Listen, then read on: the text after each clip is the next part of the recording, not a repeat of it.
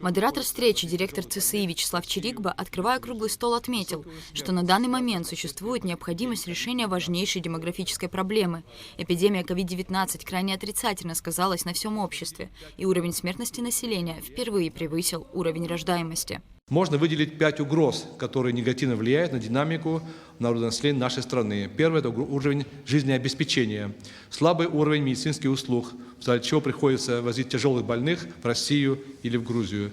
Высокий уровень смертности, связанный с последствиями эпидемии COVID-19. Высокая смертность от несчастных случаев, особенно дорожно-транспортных происшествий, от которых в основном страдает титульная нация. Другой угрозой является интенсификация миграционных процессов. Во-первых, это миграция традиционно сельского населения из села в города и принятие ими городского образа жизни, что влечет за собой резкое снижение рождаемости. Другим еще более серьезным фактором является непрекращающаяся, а последние годы, особенно в связи с ситуацией на Украине, усилившаяся миграция в Абхазию неместного населения. В своем докладе директор Центра стратегических исследований указал на проблему неконтролируемой миграции, отмечая, что миграцию неместного населения, оседающего впоследствии в Абхазии, нельзя игнорировать. Наше общество стоит перед дилеммой. С одной стороны, необходимо запустить процесс бурного экономического роста, что хорошо для экономики и что позволит существенно поднять экономическое положение населения. Однако это же неизбежно приведет к необходимости приглашения в Абхазию десятков тысяч обслуживающего персонала извне, большая часть которого постарается в Абхазии остаться еще вместе с семьями. В результате сильно изменится этнический состав населения со всеми поистине плачевными для государства образующего этноса последствиями. Заместитель начальника миграционной службы Эдуард Гамисони в ответ парировал, что на территорию республики чаще всего приезжают именно трудовые иммигранты. И цифра их в основном, вот я анализ сделал за 5 лет, в среднем до 4000 постоянно их здесь находится. В основном это из Средней Азии и Российская Федерация. С Российской Федерации тоже приезжают, на заработки уезжают. Вячеслав Чирикба также подчеркнул, что существует два способа выхода из сложившейся ситуации. Интенсивный, то есть решение проблемы путем повышения рождаемости, и экстенсивный – увеличение миграционного населения. Вячеслав Чирикба отметил, что политика репатриации чрезвычайно важна. Он предложил выработать меры улучшения демографической ситуации. Выработать концепцию демографической политики Республики Абхазия. Вторая мера – принятие на основе концепции демографической политики Абхазии государственной демографической программы, призванной разработать конкретные меры по существенному улучшению демографической ситуации в Абхазии. Кроме того, необходимо осуществление грамотной пропаганды многодетных семей в прессе, на телевидении, разъяснение насущной важности для нашего общества повышения рождаемости. Необходима выплата индивидуальных пособий роженицам для покрытия расходов в роддоме. Осуществление материальной помощи молодым семьям, начиная со второго ребенка в виде ежемесячных субсидий. И последнее, что я предлагаю, принять закон Республики Абхазия о демографической безопасности Республики Абхазия, регулирующий процессы в этой области. Сотрудница отдела языковой политики ЦСИ Астанда Хашба в свою очередь отметила, что современная миграционная проблема Абхазии корнями уходит в историческое прошлое и связана с восстановлением демографической базы генофонда народа. Насильственные выселения местного населения в Османскую империю и дальнейшая политика царской России привели к серьезным этнодемографическим изменениям. Астанда Хашба также подчеркнула, что в республике наблюдается значительное падение уровня естественного прироста населения. Естественный прирост в 2017 году составлял плюс 449 человек, а к 2022 году минус 336. Показатели рождаемости среди городского и сельского населения различны. Также среди городского населения с 2017 года по 2021 год наблюдается спад рождаемости. Было плюс 126, ныне минус 529. Сельское население плюс 323, это в 2017 году, в 2021 году минус 146. В рамках проблемы демографии спикеры затронули институт семьи, указав на количество разводов в республике. Астанда Хашба рассказала, что официальные данные могут не отражать действительную статистику. Однако, по ее словам, количество разводов и процент населения, не состоящего в брачных отношениях, также напрямую влияют на демографию республики. Главным фактором влияния института семьи на демографическую политику традиционно называется многодетность. В Абхазии многодетной считается семья, имеющая 3 и более детей. Астанда Хашба отметила, что в середине 20 века многодетные семьи составляли значительную часть населения. Для современной Абхазии характерно резкое преобладание малодетных семей.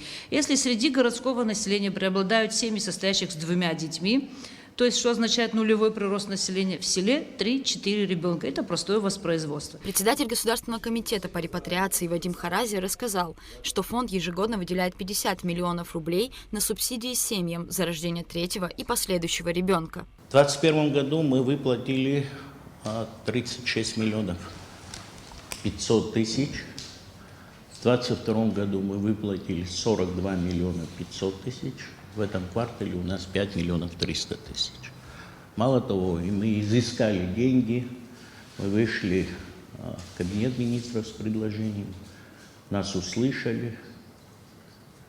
Мы еще 40 миллионов средства изыскали. Это за единовременную выплату 50 тысяч за рождение второго ребенка. Третий и последующий ежемесячно будут получать, четвертый и последующий ежемесячно будут получать 10 тысяч рублей. В течение какого времени? 10 тысяч в течение года. Вадим Харази отметил, что на репатриацию соотечественников негативно влияют и юридические аспекты. Чтобы получить гражданство Абхазии, по закону необходимо отказаться от любого другого гражданства, кроме российского. В условиях отсутствия мирового признания на это согласны немногие. Стоит отметить, что часто, касаясь вопросов показателей рождаемости в стране, говорят о жительницах, решивших рожать за пределами Абхазии. Заведующая родильным отделением республиканской больницы Белла Пиля рассказала, что многие будущие матери в действительности уезжают на роды в соседние страны, чаще всего в Россию.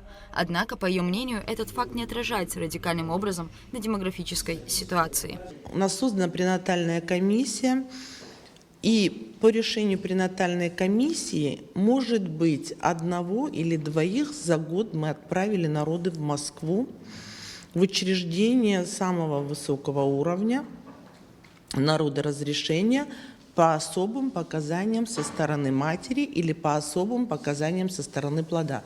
То есть в нашем учреждении мы стараемся всю возможную медицинскую помощь в плане акушерства и гинекологии оказывать на месте. Белла Пиля также подчеркнула, что родильное отделение полностью оснащено необходимой аппаратурой и укомплектовано кадрами.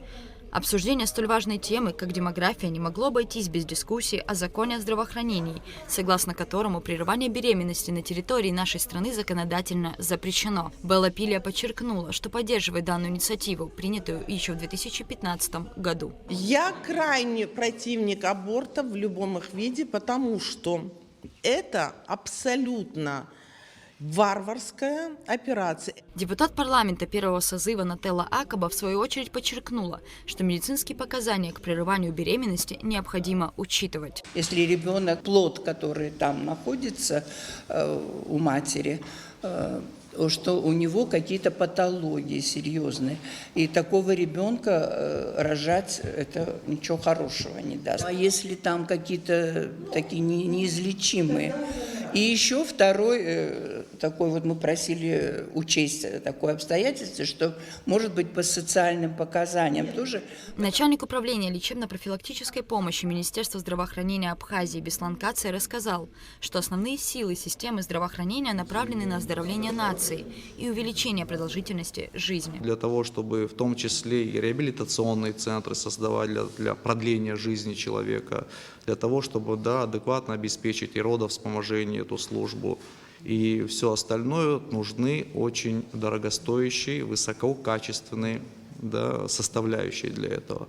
Поэтому система здравоохранения и Министерство здравоохранения в частности всегда было за то, чтобы увеличивать по возможности всегда бюджет системы здравоохранения, потому что именно в условиях Абхазии это никогда не будет перебором. Также Беслан Кацай отметил, что для повышения рождаемости необходимо создать все социальные условия для женщин. Психоэмоциональное состояние самих женщин, то есть общий уровень тревожности, нестабильность, неспокойствие и так далее, это все влияет в том числе и, допустим, на возможность физиологического зачатия, если уж говорить по-медицински.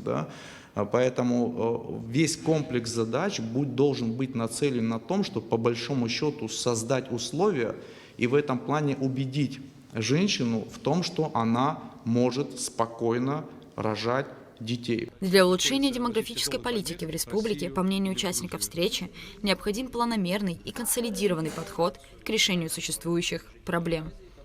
Рада Чачава, Михаил Братухин, Абхазское телевидение.